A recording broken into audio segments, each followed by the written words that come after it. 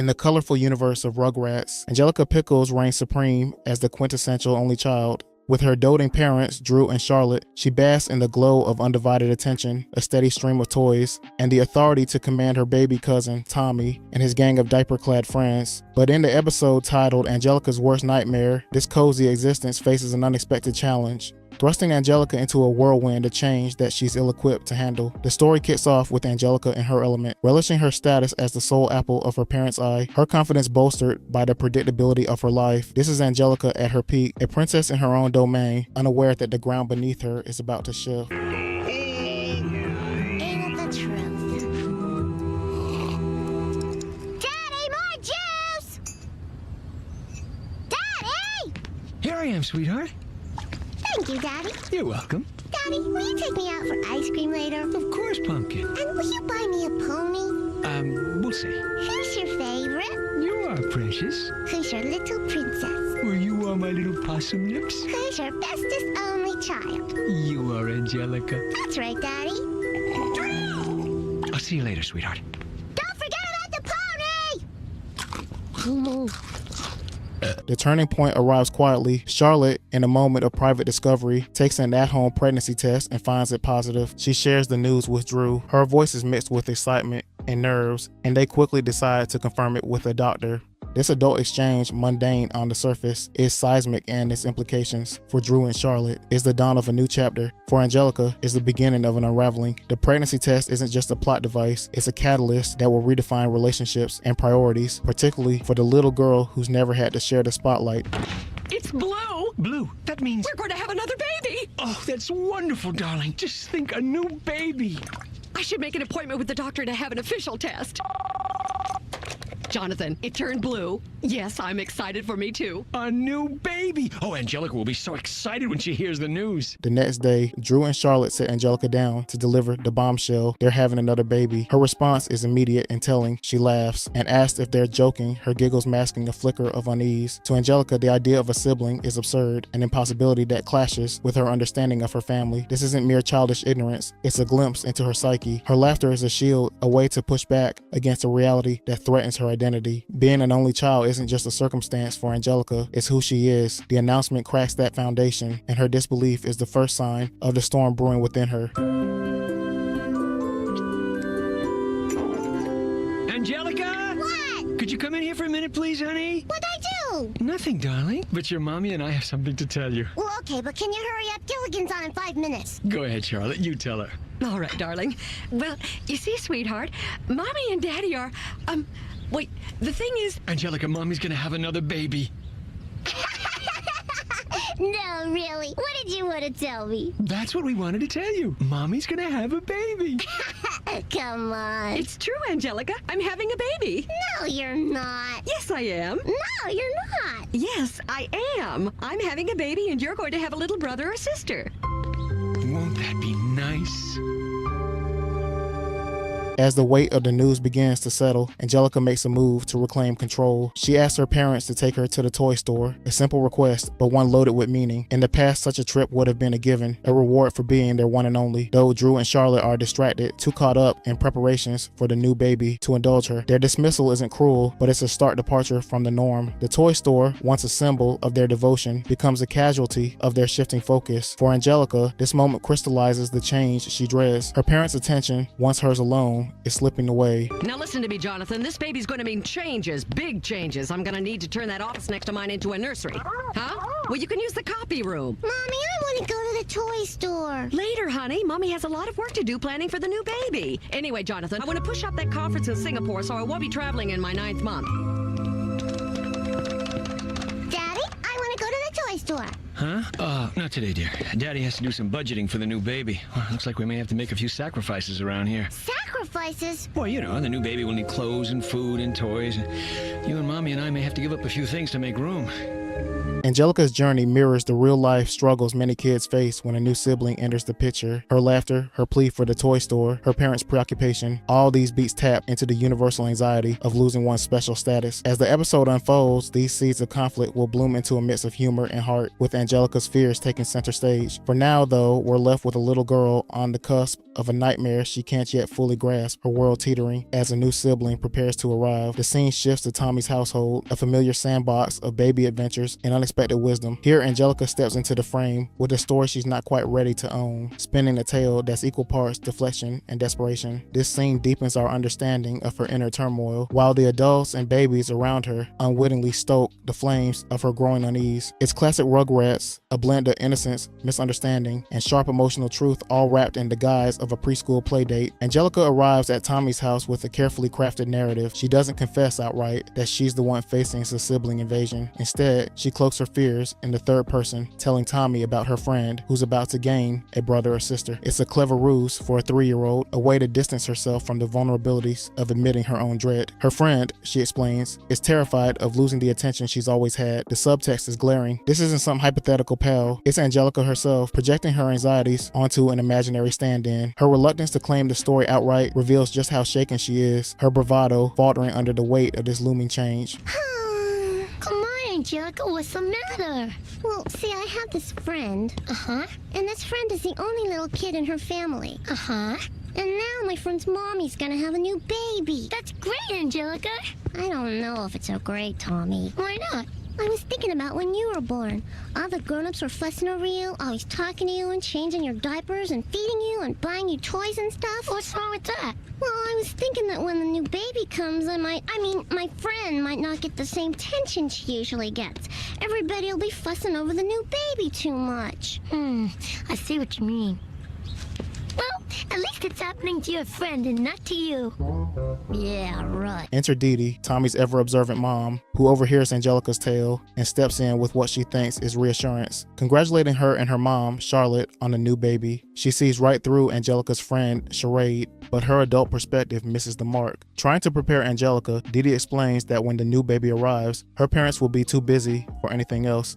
It's meant as a gentle dose of reality, a way to soften the blow of what's coming. But for Angelica, it's gasoline on an already smoldering fire. Didi's words don't comfort, they confirm her worst fears. The idea that Drew and Charlotte will have no time for her isn't new information. It's the nightmare she's been wrestling with since the pregnancy test turned positive. Didi, in her earnestness, has just handed Angelica a script for her impending doom. Hello, Angelica. Oh, I just heard the good news. You're going to have a new baby brother or sister. Oh, you must be so excited. Yeah, I'm real excited. You're going to get to be a big girl now and help out around the house. Your mommy and daddy are going to be so busy with the new baby, feeding the baby and changing the baby and playing with the baby. They won't have time for anything else. Before Angelica can fully process this, the phone rings, pulling Didi away and leaving the kids alone. It's a small beat, but it mirrors the earlier moment with her parents. Adults distracted, unavailable, their focus elsewhere. The pattern is forming in Angelica's mind. Grown-ups, once her anchors, are slipping away, preoccupied with things that don't include her. This interruption doesn't just break the conversation, it underscores the isolation she's beginning to feel, a theme that will haunt her as the episode progresses. With Didi gone, Tommy pipes up, his baby logic cutting through Angelica's defenses. It's funny, he says, how you and your friend are both getting a new sibling. His observation is pure, unfiltered, and devastatingly on point. Tommy may not fully grasp the situation, but his comment lands like a punchline to Angelica's carefully constructed lie. He's not mocking her, he's just connecting dots in that earnest, toddler way. But to Angelica, it's an exposure she can't tolerate. Her response is swift and sharp. She calls Tommy a dope. It's vintage Angelica, lashing out to reclaim control, to push back against the truth he stumbled into. Calling him a dope isn't just an insult, it's her armor, a way to deflect the sting of being seen. This scene at Tommy's house is a masterstroke of storytelling, blending humor with the raw edge of Angelica's emotional descent. Her friend's story is a fragile shield, Didi's reassurance a double-edged sword, and Tommy's innocence a mirror she can't escape. Together, these interactions peel back the layers of Angelica's bravado, exposing the fear at her core that a new baby will dethrone her, leaving her sidelined in a family that once revolved around her. It's a fear that resonates beyond the cartoon frame. How many kids have stood in Angelica's shoes, grappling with the arrival of a sibling as a threat to their world? Oh, excuse me, Angelica. That's funny, Angelica. Your friend's getting a new baby and you're getting a new baby too.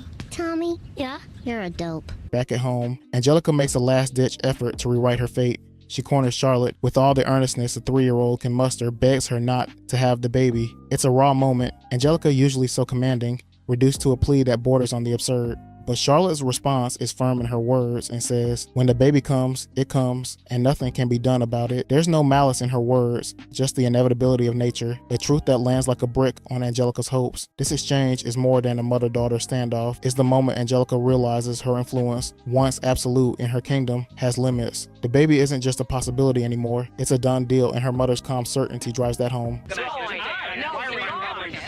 Hi, Mommy. Hi, sweetheart. What are you watching? Wall Street Review. Oh. Is there something you wanted? Oh, no, just to be with you. I've been thinking, maybe we shouldn't have a baby right now. But Angelica... It's just that it's a lot of work and everything, and I consider it a personal favor if you didn't have a baby right now. Honey, there's really nothing I can do about Please, it. Mommy, pretty, please. Angelica, I told you there's nothing I can do. When the baby comes, it comes, and that's all there is to it.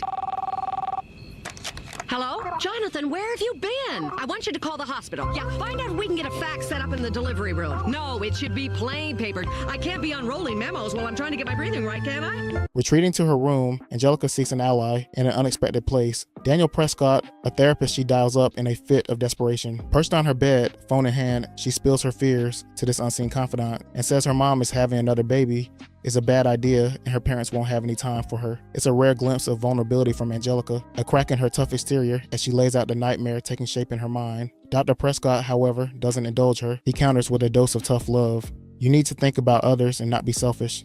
It's sensible advice, the kind a therapist might give, but it's the last thing Angelica wants to hear. Her response is pure Angelica. She brands him a quack and dismisses him outright. This isn't just a tantrum, it's her rejecting a worldview that doesn't center her. Dr. Prescott may be a voice of reason, but to Angelica, he's just another adult who doesn't get it. We're back and we're taking more calls. I'm Dr. Daniel Prescott. If you've got a family problem, difficulty communicating, something you can't seem to talk about with friends, call me now at 555-5555.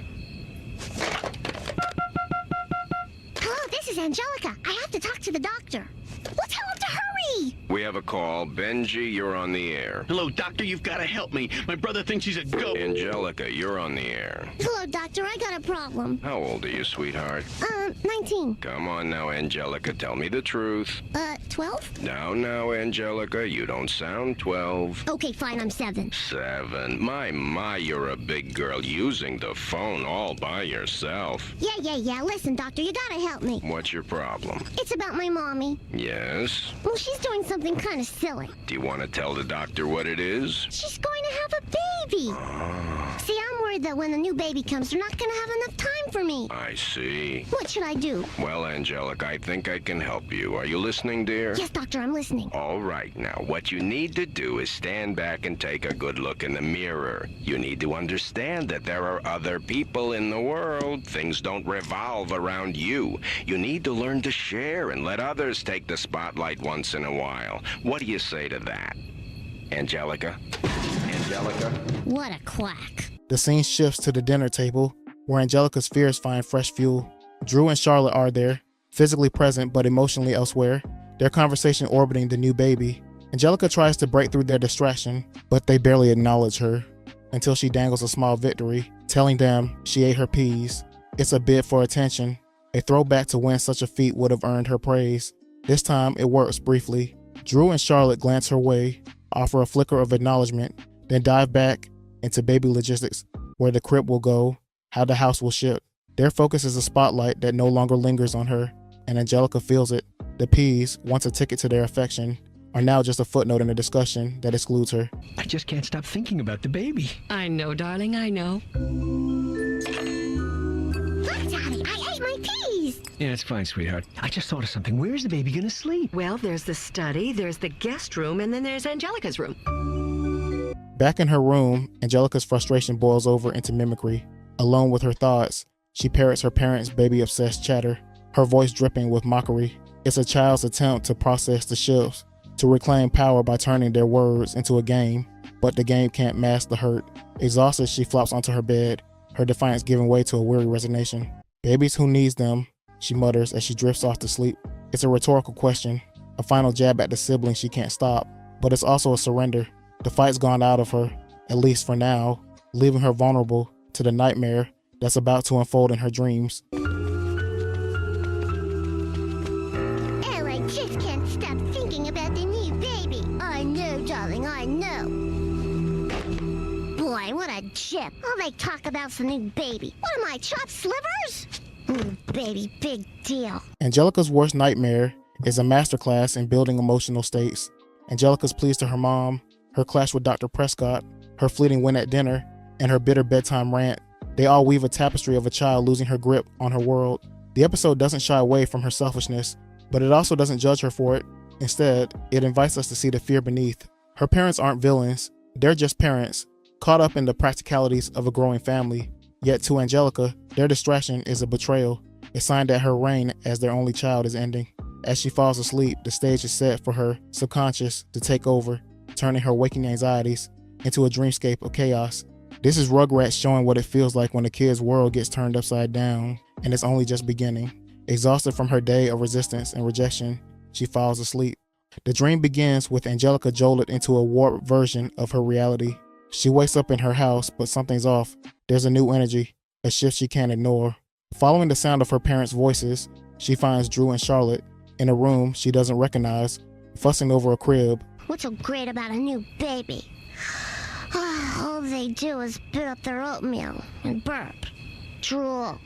Babies, who needs them? Huh? What's going on? Oh, look at him, honey. Isn't he adorable? Oh, he sure is. Coochie, coochie, coochie, coo. The baby has arrived overnight, as if time itself has betrayed her. She calls out to them, expecting the usual warmth, but their reaction is a gut punch. They don't know her. Blank stares meet her pleas, their faces devoid of recognition. It's a chilling beat, the kind of abandonment every kid fears at their core. And for Angelica, it's the nightmare she's been bracing for all along. Drew breaks the silence with a revelation that cuts deeper. Who are you? It's me, Angelica. Who? Angelica, your daughter. Oh, yeah, our old kid. I remember now. The words hang heavy. Old kid, a casual label that strips Angelica of her name, her identity, her primacy. In this dream, she's not Angelica Pickles anymore. She's a relic, a footnote in the wake of the new arrival. Drew's vague recollection isn't comfort. It's confirmation that she's been replaced. Then, as if she's no longer worth their time, Drew and Charlotte turn away, buzzing with excitement about calling the newspaper to announce their new baby. While Angelica fades into obscurity within it, it's a brutal exaggeration of her waking fears. Left alone, Angelica approaches the crib. What she finds defies all logic. The baby looks up at her and speaks, not in a coo or a cry, but in a deep, commanding man's voice. He says he's the new baby and she's the old baby, and that this house and their parents belong to him now. It's a surreal twist, equal parts absurd and terrifying. This isn't a helpless infant, it's a conqueror, staking his claim with a maturity that mocks Angelica's childish protests. The man's voice amplifies the threat, turning the baby into a larger-than-life symbol of everything she's losing. Her home, her parents, her entire world, snatched away by a sibling who's already outgrown her in power and presence. This nightmare isn't random chaos, it's a distilled version of Angelica's waking struggles, magnified through the lens of her subconscious. The parents who don't recognize her echo the dinner table indifference, the toy store rejection, Didi's warnings about their busyness, the baby's proclamation is her fear of displacement given voice, a literal takeover of her kingdom. The man's voice adds a layer of absurdity, blending humor with horror to keep it kid-friendly yet impactful. It's not subtle, but it doesn't need to be. This is Angelica's mind screaming what her mouth can't. She's terrified of being forgotten. Listen, I'm glad you're here. You can watch your brother while we go call the newspapers and tell them we've got the greatest baby in the world. So you're the new baby, huh? That's right. I'm the new baby. I'm the new baby and you're the old baby, see? And you better get something straight right off the bat. There ain't room in this house for the both of us.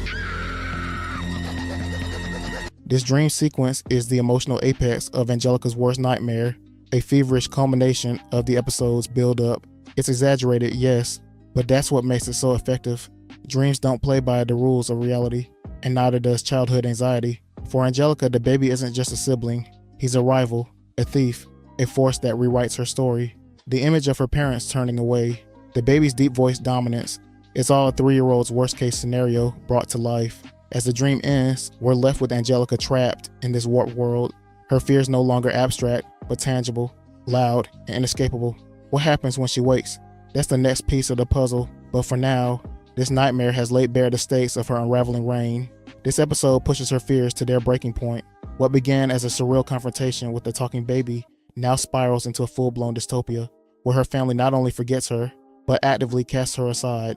This segment of the dream is a relentless barrage of rejection and loss, amplifying Angelica's waking anxieties into a cartoonish yet gut-wrenching vision of abandonment. Is Rugrats leaning hard into his knack for blending the absurd with the emotional, showing us just how deep a child's fear of displacement can cut. The baby in the crib, still speaking in that eerie man's voice, isn't done with Angelica. Towering over her in presence, if not in size, he delivers a chilling ultimatum. You have one chance to leave home right now. It's not a suggestion, it's a banishment, a declaration that she no longer belongs. The baby's authority in this dream is absolute, his words a death knell to Angelica's reign. Her response is pure panic. She screams, her composure shattering till she bolts from the room. This isn't the Angelica who bosses the babies around. This is a terrified little girl, running from a threat her 3-year-old mind can barely process. The baby's threat isn't just about losing her family, it's about losing her entire world. Bursting into her mother's presence, Angelica clings to the one person who's always been her anchor, her voice amidst the terror and hope that Charlotte will fix this. But Charlotte doesn't swoop in with comfort. Instead, she brushes it off with a calm, dismissive, "That's impossible, Angelica. Babies can't talk." It's a rational response from an adult's perspective, but to Angelica it's a betrayal. Her mother doesn't believe her, doesn't see the danger she's in. In this dream, Charlotte's refusal to validate her fear is more than disbelief. It's a sign that her pleas no longer matter. The one ally she's counting on has turned away, leaving her exposed. Drew enters the scene, and instead of offering reassurance, he doubles down on the nightmare. Angelica's room is perfect for the new baby, he says to Charlotte, as if she isn't standing right there. It's a casual gut punch, her sanctuary, her space, handed over without a second thought. Charlotte nods and takes it further, piling on the blows. We're giving the baby all of your toys, Angelica. Her toys, symbols of her status, her joy, stripped away and gifted to her rival. Then comes the kicker. You'll sleep in the laundry room now, and you can do the laundry. The demotion is complete, from princess to servant, relegated to a cold, utilitarian corner of the house. Charlotte's tone is matter of fact, as if this is all perfectly reasonable, and that indifference stings worse than anger ever could. The final insult comes at dinner time. "I was too busy to make you dinner," Charlotte says, sliding a single measly slice of cheese across the table. No meal, no warmth, just a scraps-like offering that screams neglect. In the real world, Charlotte's a busy mom, but in this dream, she's a caricature of apathy, too consumed by the new baby to care for her old kid. Angelica stares at that slice of cheese, and the weight of it all crashes down. Her parents don't just favor the baby, they've forgotten her entirely. Devastated, she internalizes the message. They don't care about her anymore. The baby has won, and she's been reduced to an afterthought, a ghost in her own home. This escalation of Angelica's nightmare is a masterstroke of emotional storytelling. The baby's ultimatum, Charlotte's dismissal, Drew's room reassignment, the toy theft, the laundry room exile, the pitiful cheese, all of it piles up to create a vision of total displacement. It's over the top, yes, but that's the point. Dreams amplify what we feel, and Angelica feels discarded. Each beat hammers home her fear of irrelevance, turning her parents into strangers who prioritize a talking tyrant over their own daughter. The absurdity, a baby issuing threats, a slice of cheese as dinner, keeps it cartoonish, but the pain beneath is real. This is Angelica's subconscious screaming that she's losing everything. As she stands there broken, we see the toll of her unraveling world. The dream isn't over yet, but this moment marks the nadir of her nightmare, setting the stage for whatever reckoning awaits when she wakes. Mommy! What's wrong? The new baby, it talked to me. It said mean things to me. Oh, that's ridiculous. You know babies can't talk. Charlotte, you're right. It'll be perfect for the new baby. Oh, by the way, we're moving the new baby into your room and giving him all your toys. Huh? But where will I sleep? From now on, this will be your room. But this is the laundry room. Oh, and we were too busy with the new baby to make you dinner, but here's a piece of cheese. And when the dryer stops, you can fold the towels. But Mommy, I can't believe this. They've forgotten about me. They don't love me anymore. Hey, what are you doing here? here, sister. I thought I told you to scram. Ooh, nom nom. I warned you to get out, but you wouldn't listen. Now I'm gonna have to teach you a lesson. You had your chance.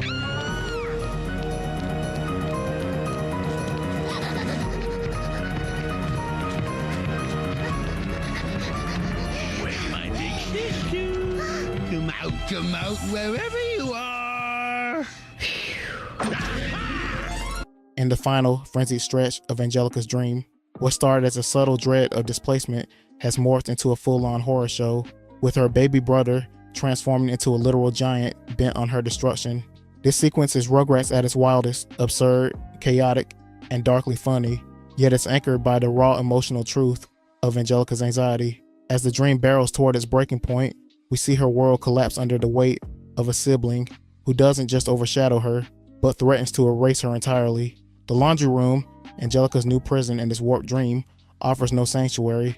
Her baby brother, now inexplicably towering over her, bursts in with a menacing presence, his size amplifying his earlier threat.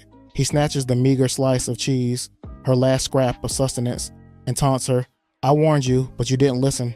Now I'm gonna teach you a lesson."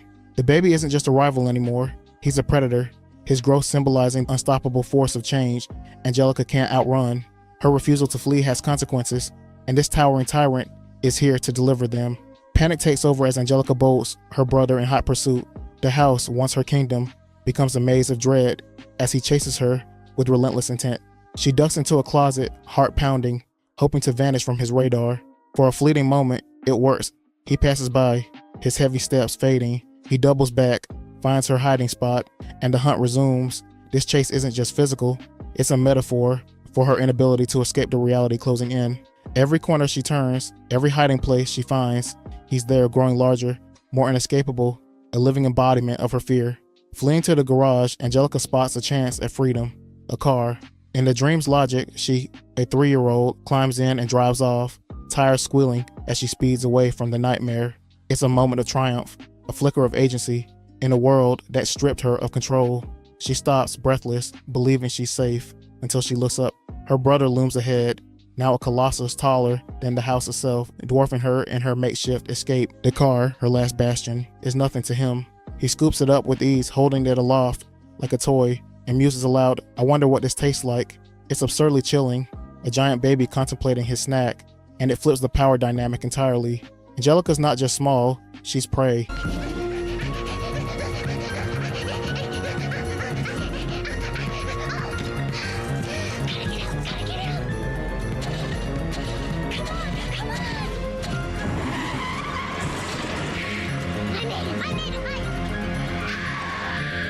Where do you think you're going, sister? I wonder what a toy car would taste like. Trapped in the car, Angelica makes one final stand and says she's his big sister as she cries, clinging to the role that wants to find her, hoping it still holds weight. It's a desperate appeal to their bond, a last-ditch effort to reclaim her place. But her brother, cold, monstrous, unrecognizable, doesn't flinch. "You're num-nums now," his voice flat and final. Num-nums, a babyish word, turned sinister, reducing her to food, to nothing. Her plea falls on deaf ears. In this dream, Sibling ties mean nothing against his hunger for dominance. He opens his mouth, and as Angelica screams, he swallows her whole, car and all. No, please! I'm your big sister! Well, now you're num-nums. Back in reality, Angelica jolts awake. She's sweating, shaking, the violence of her start matching the violence of what she's just endured. The nightmare's over, but its grip lingers. Her wide eyes, her ragged breath, all signs that the fear isn't so easily shaken. This isn't just a bad dream, it's a crucible that's burned her deepest anxieties into her psyche. She's safe in her bed, but the giant baby, the chase, the devouring, they've left a mark. This climactic sequence is Rugrats firing on all cylinders, blending cartoon exaggeration with primal fear. The baby's growth, from crib-bound to house-sized, mirrors Angelica's escalating dread of being overshadowed. The chase, the failed escape, the devouring. It's her loss of control made literal, her family's shift in focus turned into a monster that consumes her. Yet the humor lingers. A giant baby eating a car is peak Rugrats absurdity, keeping it playful even as it terrifies. For Angelica, this dream is the ultimate expression of her waking struggles. her parents' distraction, her demotion, her irrelevance, all distilled into a sibling who doesn't just replace her, but annihilates her. As the episode draws to a close, Rugrats shifts from the fevered chaos of Angelica's dream to a tender, grounded resolution that ties up her emotional journey with a mix of heart and sly humor.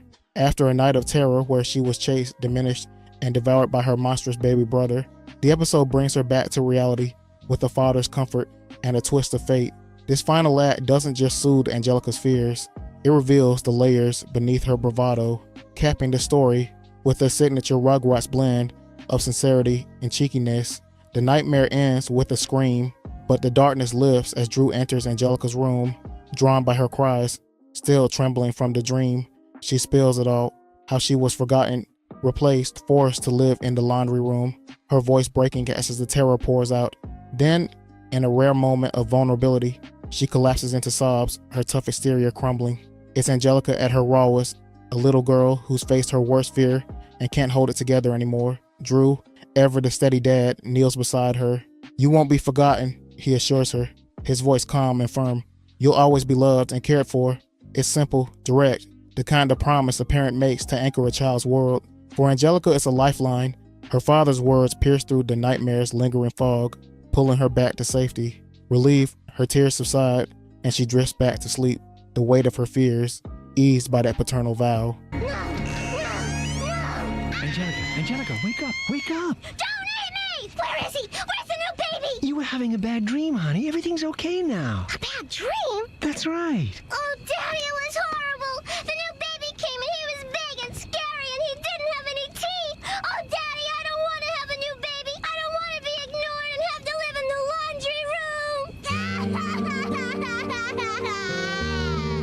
Is that what's been bothering you? Oh, Angelica, that's silly. Don't you know how much your mother and I care about you? You're our first baby, and no matter what happens, we'll always love you and take care of you. No one can ever take your place. Really, Daddy? Of course, sweetheart. Now go back to sleep, and no more bad dreams. The next day brings a surprise that flips the script. Drew and Charlotte sit Angelica down. Charlotte says she went to the doctor, and it turns out she's not really pregnant. They're not having another baby, at least not right now. The at-home test was a false alarm, a misstep confirmed by science. The sibling that haunted Angelica's dreams, that stole her toys and ate her alive, isn't coming. It's a deus ex machina of sorts, a neat resolution to the chaos she's endured. The threat is gone, her status as an only child preserved, but Rugrats doesn't let it end there. Angelica's reaction adds the final layer. In front of her parents, Angelica puts on a show. She says she was starting to look forward to her mom having the baby, she says, her voice tinged with the practiced sadness as she trudges up to her room. It's a performance worthy of her dramatic flair. Poor Angelica, bravely accepting disappointment. But once she's alone, the mask drops. To the audience, she flashes a sly, triumphant grin, a silent confession. She's secretly thrilled to remain the one and only. That glimmer of relief, that private victory, is pure Angelica. Beneath the tantrums and tears, she's still the queen of her domain, reveling in the spotlight she fought so hard to keep. It's a cheeky twist, a nod to her selfish streak, but it's earned after the emotional gauntlet she's run. Angelica, your mother and I have something we need to talk to you about. What did I do? Nothing, sweetheart. It's just that I went to the doctor this morning and it turns out I'm not going to have a baby after all. You mean I'm not going to have a little brother or sister? Well, not right now. Gee, that's too bad, Mommy. I was just starting to think it would be nice to have a little baby around. I'm sorry, Angelica.